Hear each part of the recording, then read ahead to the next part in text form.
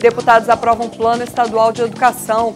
Moradores querem mais rigor no controle do governo às empresas poluidoras. Escola do Legislativo promove encontro para inserir os jovens no debate político. No plenário, votação demorada na última sessão ordinária da semana. Confira os resultados dos trabalhos com a repórter Gabriela Zorzal. Nesta quarta-feira, os deputados se reuniram em sessão ordinária e extraordinária para análise e votação do Plano Estadual de Educação, matéria do governo do estado. O plano traz as metas e as prioridades para melhorar a educação pública para os próximos 10 anos e cumpre uma lei federal que determina que os estados brasileiros elaborem os seus planos até o dia 24 deste mês. Você confere agora a reportagem completa sobre a votação do plano em plenário. Em quase 2 horas de votação, os deputados aprovaram por 25 votos a 1, registrados de forma nominal, o projeto de lei do Executivo que institui o Plano Estadual de Educação. A votação aconteceu em regime de urgência, após reunião conjunta em plenário das comissões de Justiça, Cidadania, Educação e Finanças.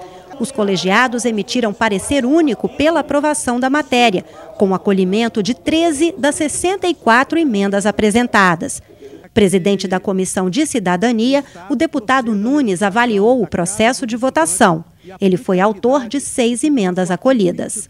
Teve uma emenda que a gente apresentou que foi com relação à questão da educação do campo, né? A gente precisava fortalecer muito esse tema, porque no plano estadual a gente não viu isso com muita clareza. Então nós acrescentamos essa emenda, foi acatada essa emenda. Uma outra emenda foi quando a gente fala sobre as diretrizes do plano estadual, né? Tem lá nas diretrizes alguns itens que era importante, porque fala sobre a questão da cidadania, fala sobre a questão dos direitos humanos, e ela não estava garantida na Comissão de Cidadania e Direitos Humanos, da qual eu presido, para ela poder também acompanhar o plano estadual. Portanto, nós colocamos essa emenda foi aprovada, portanto, acredito que isso fortalece ainda mais, né, a questão da Casa Legislativa para acompanhar o Plano Estadual de Educação. Outras 4 emendas acatadas foram apresentadas pelo deputado Rodrigo Coelho. Eu quero destacar a emenda que permite que o governo do estado, para ter colaboração na oferta de educação integral, possa celebrar com entidades comunitárias, confessionais e filantrópicas sem fins lucrativos. Traduzindo, permite o convênio com a Paz e Pestalozzi no caso de pessoas com deficiência, superdotação. Então, acredito ter sido um avanço importante, uma vez que essas entidades elas dão um suporte extremamente importante nos dias atuais. Único a votar contra, o deputado Sérgio Majeski comentou a aprovação da matéria.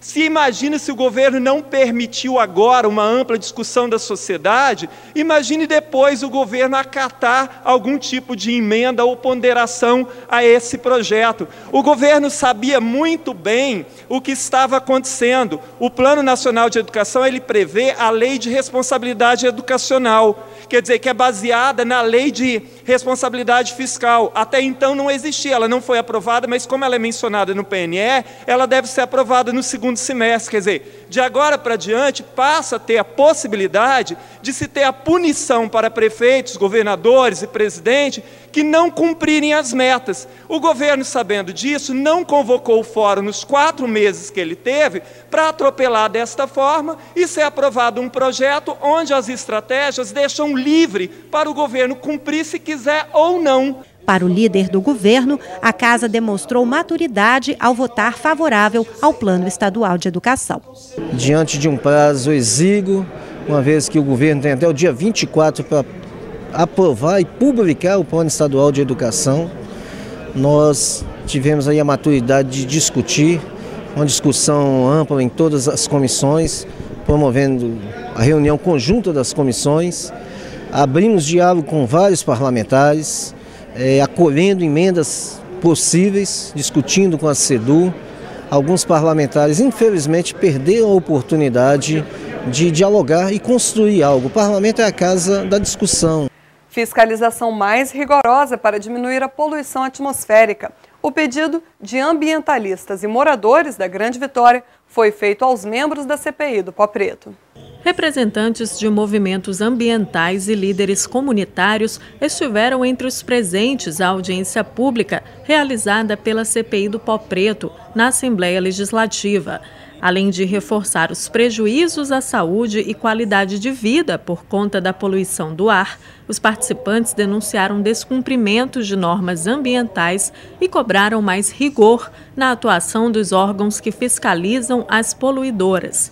Uma empresa como a Vale, como a ArcelorMittal, conveniada com o órgão que fiscaliza, que é o IEMA e a SEAMA, não é? Que tipo de padrão de meio ambiente está sendo utilizado no Espírito Santo? Então isso virou uma mixórdia, né? Eu não vou dizer que exista falha na fiscalização. Eu vou afirmar categoricamente que a fiscalização ela não existe de acordo com a legislação.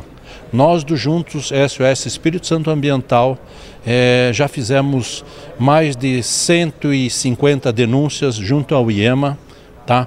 Encaminhamos milhares de fotos, perto de uma centena de vídeos. Tem pontos que nós até já batizamos com o nome. A fonte Rainha, por exemplo, uma fonte de altíssimo índice de emissões visíveis. O terminal do Pier 3 de grãos da Vale, tá? Que desde 2000 a empresa Vale se comprometeu com a SEMAN que resolveria o problema até o final de 2001 e até hoje continua poluindo.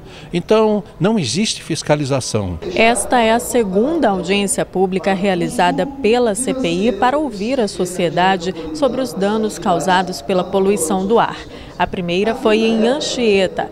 A próxima e última será na segunda-feira em Vila Velha. Depois disso, a comissão deve começar a elaborar o relatório, a ser entregue até o dia 4 de setembro, que é a data para o encerramento dos trabalhos. Então, acredito que as audiências públicas é válida para a gente começar já a fechar o nosso relatório final.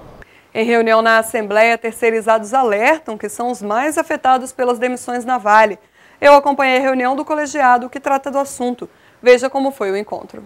A comissão especial que debate e busca alternativas para as demissões em massa na Vale recebeu representantes de sindicatos de trabalhadores que prestam serviços à mineradora. O representante do Sindicato dos Engenheiros afirmou que a maioria das demissões é de terceirizados, mas que muitos cargos da administração já estão sofrendo os efeitos da crise. Nos últimos meses, 35 engenheiros foram demitidos da Vale. E o sindicato tem feito alguma coisa quanto a isso? Praticamente, como eu expliquei à deputada Janete, o sindicato dos engenheiros é considerado um sindicato minoritário. O majoritário é o Sindifé. E o Sindicato dos Engenheiros participa juntamente com o Sindifé em alguma manifestação, né, ou alguma reivindicação junto à Vale. A secretária-geral do Sindilimp, que representa prestadoras de serviço de limpeza e conservação, reclamou que muitas demissões estão acontecendo para reduzir os benefícios já conquistados pelo sindicato. As empresas estão saindo da representação do sindicato e passando, e a Vale contratando nova empresa que não é representada pelo sindicato para prestar o mesmo serviço, para poder reduzir os direitos ao qual o Sindilimp conquistou para esses trabalhadores representados por ele. Outros presidentes de sindicatos do estado também foram convidados, mas não compareceram.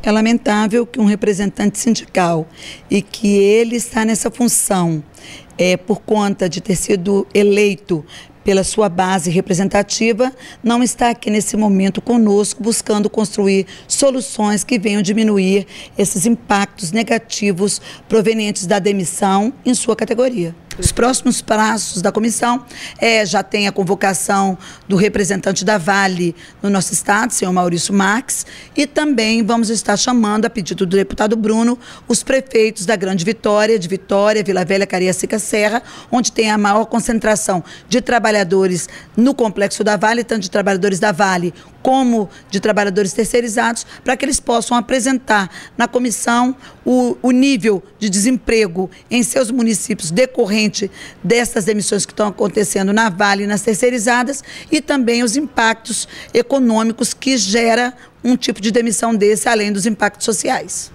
38 pastores recebem comenda em solenidade no Parlamento Capixaba.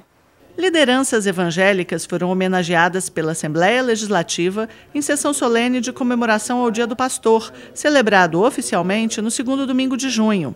Entre as homenagens, eles receberam a Comenda João Ferreira de Almeida, que foi um missionário do século XVII que traduziu a Bíblia para a língua portuguesa.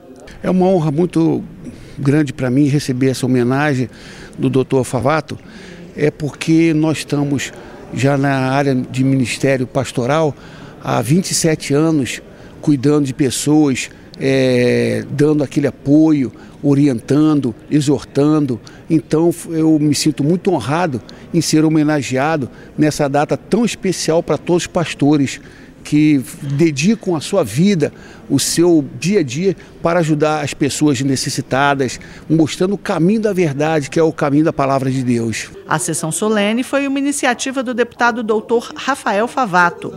São homens e mulheres, pastores e pastoras, que salvam vidas, salvam almas para o nosso Senhor Jesus. Então nós precisamos homenageá-los porque essas igrejas, elas estão presentes em todos os bairros, todos os municípios do nosso estado.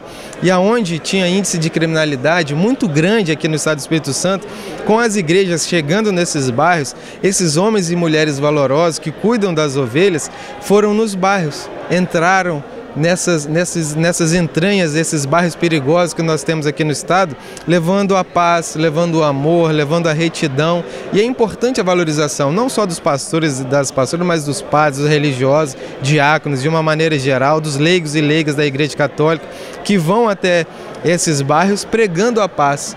A solenidade teve momentos de louvor. Os deputados Bruno Lamas, Eliana Dadalto e Raquel Lessa também participaram da homenagem. Eleitor do futuro. Jovens estudantes debatem com deputados temas de interesse da população. O encontro foi promovido pela Escola do Legislativo. Reforma política, redução da maioridade penal, cotas sociais para a educação. Estes foram alguns dos temas debatidos por parlamentares e alunos do ensino médio em visita à Assembleia Legislativa.